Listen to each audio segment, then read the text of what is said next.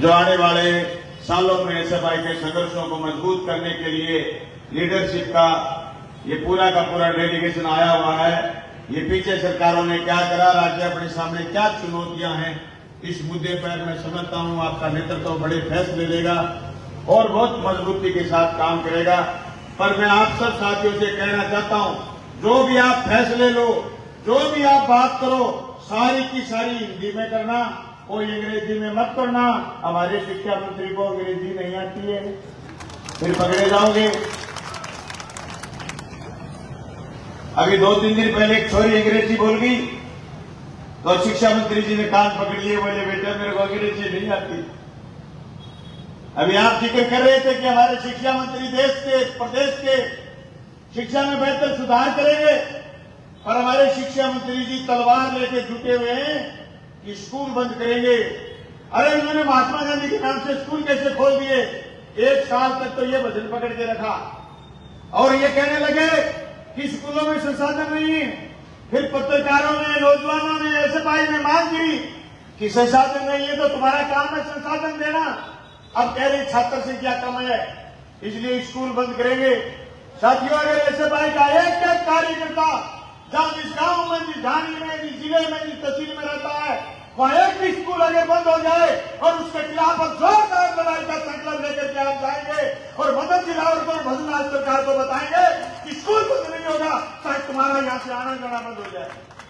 अब इतनी डरपोक सरकार है, सीकर में आए हुए 5 लोगों ने काले झंडे दिखा दिए, पूरी पुलिस लग गई उनके पीछे कि काले झंडे कैसे दिखा दिए। अभी थोड़े दिन पहले आए बीकानेर में, तो डूंगरगढ़ में हमारे नौजवान साथियों ने कोई ट्रॉमा सेंटर की मांग को लेकर के और काले झंडे दिखा दिए। चलती हुई गाड़ियों में काले झंडे देखे, उनके पीछे पुलिस पड़ गई कि काले झंडे कैसे दिखा दिए। मैं कहना चाहता हूं, इस देश के प्रधानमंत्री, इस देश के गृह मंत्री और इस देश के मुख्यमंत्री, इस प्रदेश के मुख्यमंत्री और शिक्षा मंत्री को काले झंडे नहीं दिखाए तो क्या दिखाएं? भाई, इस देश में जो भी हैं, ये अपनी जो एक बच्ची आई हुई है छात्र संघ अध्यक्ष जेएनयू की, ये तो बड़े इंटेलिजेंट बच्चे हैं, पर इनके नजदीक में देश के प्रधानमंत्री रहते हैं, वो अनपढ़ आदमी। वो थोड़े दिन पहले अमेरिका गए, अमेरिका के राष्ट्रपति डोनाल्ड ट्रंप ने ये कहा कि हम आप पर टैरिफ लगाएंगे, आप हिंदुस्तान की जनता पर टैरिफ लगाते हो, हम भी आप पर टैरिफ लगाएंगे। और हमारे प्रधानमंत्री जी हंस रहे थे, जैसे क्लोजअप की एडवर्टाइज कर रहे हैं, हंस रहे थे, मुस्कान में गिर रहे। अब किसी ने कहा कि साहब क्या हुआ? बोले समझ में तो नहीं आओ बेटी, वो आप अंग्रेजी बोले दुनिया भर की। देश के प्रधानमंत्री को समझ में नहीं आया, पर यह बात गलत है। उसके साथ जहाज में आदमी चढ़ के जाते हैं, द्विभाषीय लोग होते हैं, वो बताते हैं कि क्या बोल रहा है। इससे बड़ी बुरी बात कुछ नहीं हो सकती कि देश का प्रधानमंत्री कमजोर है, देश का गृह मंत्री कमजोर है और उनका ध्यान सिर्फ और सिर्फ अडानी और अंबानी को विकसित करने में लगा हुआ है। उनका ध्यान सिर्फ और सिर्फ अमेरिकन पॉलिसियों को मजबूत करने में लगा हुआ है। मैं सीकर की धरती पर स्पष्ट कह सकता हूं कि सीकर शहर में 5 लाख लोग कोचिंग करने आए हुए हैं। 5 लाख लोग, ये मेरा छोटा छोटा आइडिया है। मैं उन 5 लाख लोगों से कहना चाहता हूं, अगर आप इस देश के प्रधानमंत्री, इस देश के गृह मंत्री, इस देश के शिक्षा मंत्री और इस प्रदेश के मुख्यमंत्री और शिक्षा मंत्री के भरोसे अगर आप कोचिंग कर रहे हैं तो कोचिंग करके बंद और सड़क पर आइए। पहले ये बताइए कि हम जब पढ़ लेंगे, लिख लेंगे तो हमें कौन सी नौकरी दोगे, कौन सा रोजगार दोगे? ये सवाल अगर नहीं किया तो 5 लाख नहीं 10 लाख लोग कोचिंग कर लें, कोचिंग से कुछ नहीं निकलने वाला। झूठ है, सरेआम झूठ है कि आपको रोजगार दिए जाएंगे, रोजगार खत्म करे जा रहे हैं। ये झूठ है कि आने वाली सरकार आपको शिक्षा देगी, ये बिल्कुल झूठ है। ये प्राइवेट स्कूलों को आगे बढ़ाने में लगे हुए कह रहे हैं 6 साल तक किसी भी बच्चे का सरकारी स्कूल में एडमिशन नहीं होगा। और इस साल बच्चों के नामांकन में 1.25 लाख की कटौती दर्ज करी गई है और अब की बार जब नामांकन दर्ज होंगे तो कम से कम 2.5 लाख 3 लाख नामांकन कम होंगे। इसका मतलब आप समझते हैं, जो बच्चे एलटीसी बीएड करके और टीचर लगना चाहते हैं, जो बच्चे एमएड करके स्कूल में लेक्चरर लगना चाहते हैं, आपके स्कूल बंद करने का पूरा फॉर्मूला तैयार कर लिया है। इनकी क्रोनोलॉजी समझिए। ये बार बार कहते हैं ना अमित शाह कि कोरोनोलॉजी समझिए, इनकी कोरोनोलॉजी है सरकारी स्कूलों में एडमिशन कम होंगे, एडमिशन कम होने के बाद ये स्कूलों को बंद करेंगे और बड़ी बेशर्मी के साथ स्कूल बंद करेंगे। आपको हमको ये कहेंगे कि एक पैर पर खड़े हो जाओ और सूर्य नमस्कार कर लो। अरे उस किसान के बेटे को कहेंगे जो सूर्य उगने से पहले खेत में चला जाता है, एक टांग पर खड़ा रहता है, उस बेईमान ये बेईमान उस किसान के बेटे को कह रहे कि तो सूर्य नमस्कार करो। हमें बता रहे सूर्य नमस्कार कब करना है, कैसे करना है। आप ये बात उनको बताइए जो लेजी है, आलसी है, सुस्त है, जिन लोगों का कभी भी हार्डकोर मेहनत से वास्ता नहीं रहा, ये बात उनको बताइए। हम मेहनत कर परिवारों से आने वाले लोग हैं, हम हुकूमतों से सवाल पैदा करने का जज्बा सीख करके जाएंगे। आप लोग हुकूमतों से सवाल करेंगे। मुझे मिला था मौका राजस्थान की विधानसभा में जाने का, आंख से आंख मिला करके बात करने का।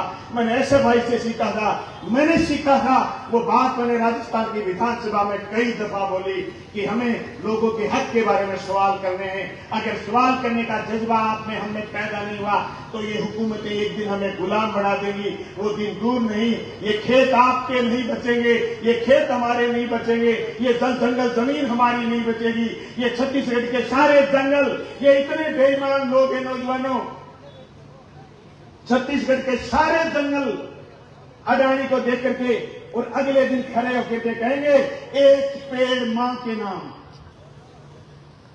जंगल कटवाने वाले लोग इनके और इनके दोगले लोग कैमरे के सामने एक पौधा हाथ में लेकर के कहेंगे एक पेड़ मां के नाम। तो उस जंगल रूपी मां को परसों कटवाया किसने? ये इतने दोगले लोग हैं जो मां का नाम लेकर के आपको भेज देंगे। मैं तो कहता हूं बार बार, ये जितनी बार भारत माता का नाम लेते हैं इतनी बार भारत माता का शोधा करते हैं। चाहे मिलावट खाने में करें, चाहे मिलावट नीतियों में करें, चाहे मिलावट देश को बेचने में करें। अरे थोड़े दिन पहले आपने देखा पहलगाम में हमला हुआ, 2019 में पुलवामा में हमला हुआ, आज तक 350 किलोग्राम आरडीएक्स कहां से आया नहीं बताया गया। 40 नौजवान सीआरपीएफ के जवान शहीद हुए, उनको शहीद का दर्जा भी नहीं दिया गया। और ये बेईमान कह रहे थे कि देश से आतंकवाद खत्म हो जाएगा। पहलगाम में 28 लोगों की जान ले ली, अभी तक आतंकवादी नहीं पकड़े गए। और इन्होंने और इनके सारे चरणों ने माहौल बनाया, देश को युद्ध के उन्माद की तरफ लेकर के गए। और जो पाकिस्तान के सैन्य ठिकानों पर, आतंकवादी ठिकानों पर हमले तेज किए, सेना ने अपना काम तेज किया। तो एक तीसरा रेफरी जो पूरी दुनिया में अपने आप को चौधरी समझता है, उस चौधरी ने खड़े होकर के घोषणा कर दी कि अब लड़ाई खत्म। और ये मोदी और मोदी के सारे लोग 1 मिनट में भाषा बदल गए। देखो जी, लड़ाई तो कोई समस्या का हल नहीं है। इनके वो बेशरम चैनल जो 4 घंटे पहले रावण पिंडी को पकड़े बैठे थे, 4 घंटे के बाद बोले लड़ाई कोई हल हो ही कौन सका है, हल तो आपने ट्रम्प कर दियो, ट्रम्प कह दियो लड़नों को नहीं, लड़ाई आधी लड़ाई बंद। और ये कह रहे थे देश में मजबूत प्रधानमंत्री, इससे कमजोर प्रधानमंत्री नहीं हो सकता। मैं सीकर के जाट बाजार में कह रहा हूं, इससे कमजोर प्रधानमंत्री कोई देश का न आया और न आएगा। सबसे कमजोर प्रधानमंत्री है, सबसे अनपढ़ प्रधानमंत्री है। विद्यार्थियों ने मांग कर ली, जेएनयू के टाबरों ने, कि इसकी डिग्री दिखाओ। बेटे डिग्री ले आए, बदमाश होते हैं डिग्री कैसे लाते हैं, डिग्री ले आए। डिग्री उस जमाने के लिए आए जब उस समय टाइपराइटर भी थोड़ा थोड़ा होता था, और डिग्री छपवा के लिए आए, जोरदार कंप्यूटर के फोन से पकड़े गए कि डिग्री तो जारी है। बाद में खुद ही कहने लगे एक बार दिखा दी, दोबारा डिग्री नहीं दिखाएंगे, हमारा आदमी तो बहुत तकड़ा इंटेलिजेंट है। जबकि इंटेलिजेंट नहीं है, ये आदमी अनपढ़ है और इसको अदानी और अंबानी ने बिठा रखा है।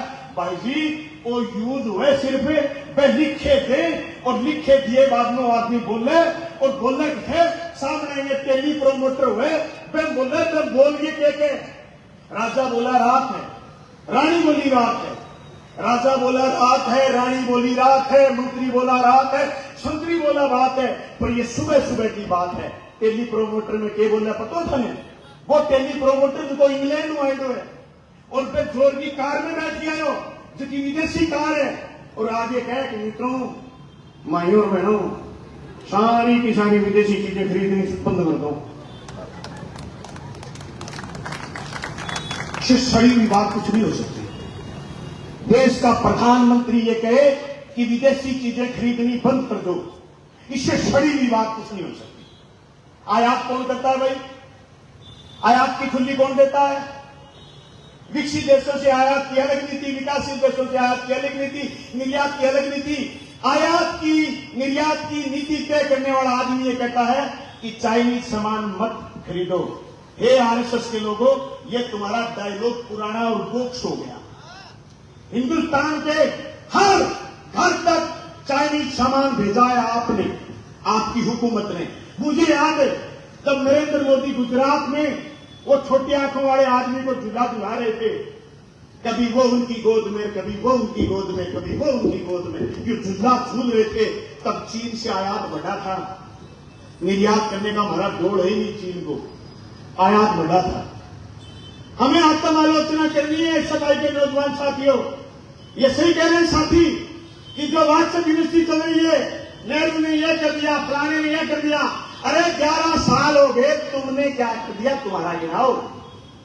तुमने रोजगार कितने दिए? तुमने कॉलेज कितने खोले? स्कूल कितने खोले? यूनिवर्सिटी कितनी खोली? तुमने इस देश को क्या क्या दिया ये बताओ। एक भी अगर आपने सड़क बनाई तो बिना टोल टैक्स के तुमने कोई सड़क नहीं बनाई। तुमने इस देश में अगर किसी का विकास किया है तो बड़े पूंजीपति का किया है।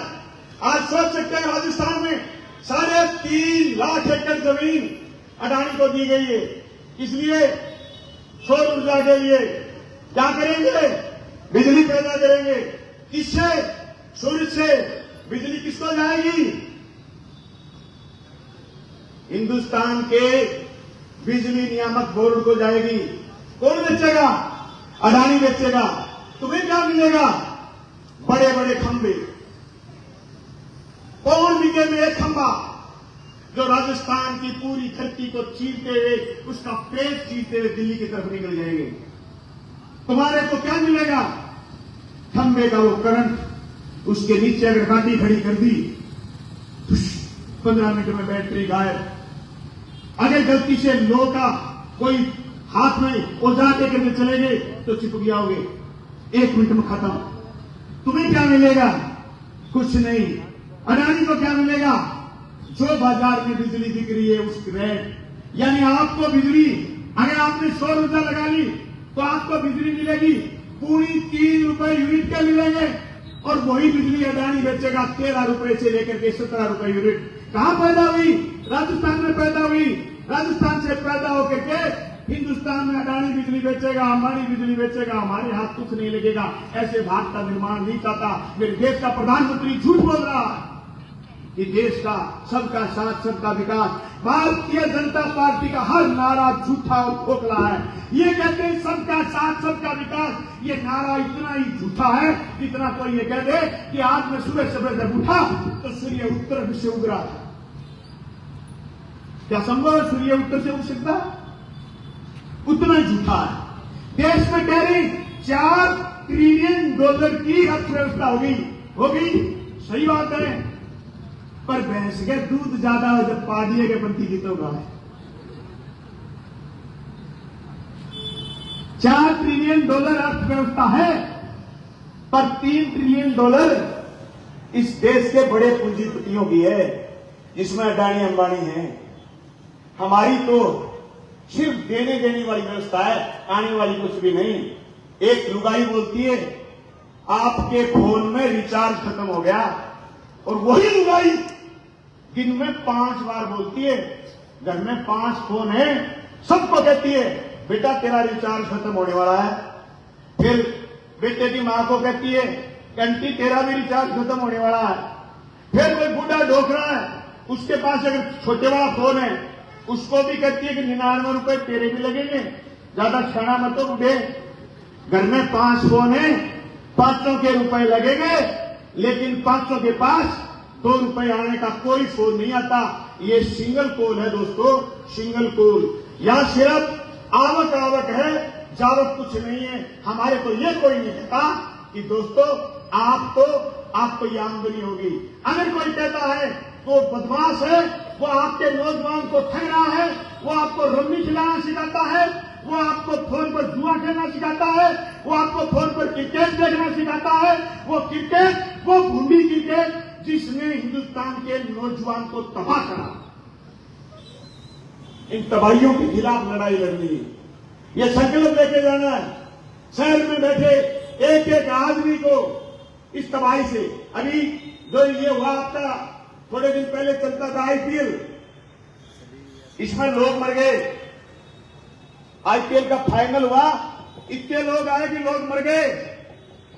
देश के प्रधानमंत्री को महसूस हुआ कि अभी भी अगर कोई कोरोना किसी बीमारी आ जा तो आगे इंजेक्शन लगाने की बजाय आने ताली थाली देके खड़ा करे रास्ते तावड़े, ताली और थाली, ताली बजाओ कोरोना बढ़ाओ, थाली बजाओ।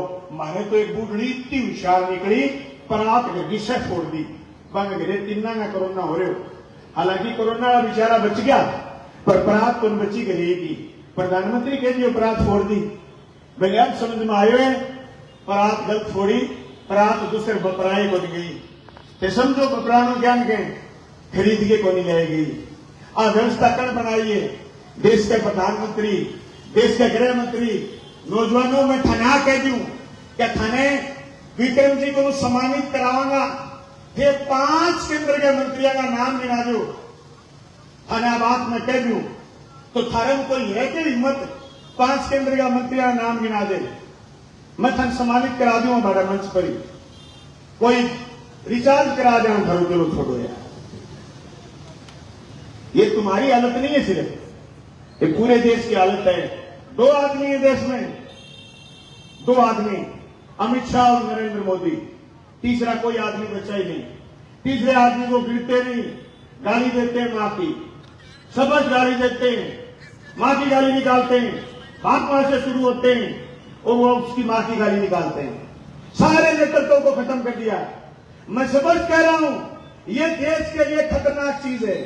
साथी ने तो पास की कविता सुनाई, मुझे नहीं पता आपको कविता समझ में आएगी कि नहीं आएगी। ये हमारे लिए मां की गाली है अगर हमारा नेतृत्व खत्म हो गया तो। अगर यहां से अमरा राम नहीं जाता लोकसभा में, बताओ दूध की बात कौन करता। अमरा राम ने कहा कि सीकर का दूध पानी से सस्ता बिक रहा है, बताओ किसान की बात कौन करता। कौन आपको प्रश्न लगा कि उत्तर उत्तर लेके देता कि हिंदुस्तान के जनता का कर्जा माफ नहीं हुआ, लेकिन हिंदुस्तान के बड़े पूंजीपति का 16.5 लाख करोड़ रुपए कर्ज माफ हो गया। ये किसके प्रश्न के उत्तर में बताया? अमरा राम के। इसलिए लीडरशिप जरूरी है। नेता आप में से बनेंगे, नेता एसएफआई के छात्रों में से बनेंगे, नेता हर जगह से निकलेगा और सवाल करने वाला नेता बनेगा, ऐसा हम उम्मीद करते हैं। नहीं तो कोई आएगा हाथ में पर्ची देके चला जाएगा, तुम 5 साल पर्ची पढ़ते रह जाओगे और हम सब लोग सवाल करते रह जाएंगे। अब लोग कह रहे